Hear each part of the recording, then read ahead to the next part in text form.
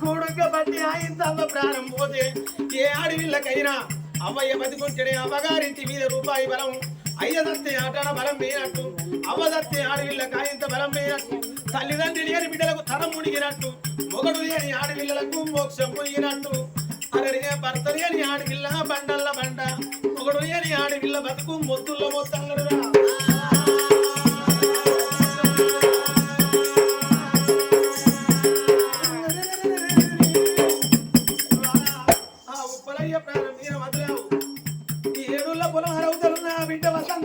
అయితే రాయనమ్మ కన్న పిల్లలు మా తాత ప్రాణం పోయిందట మా తల్లి ప్రాణం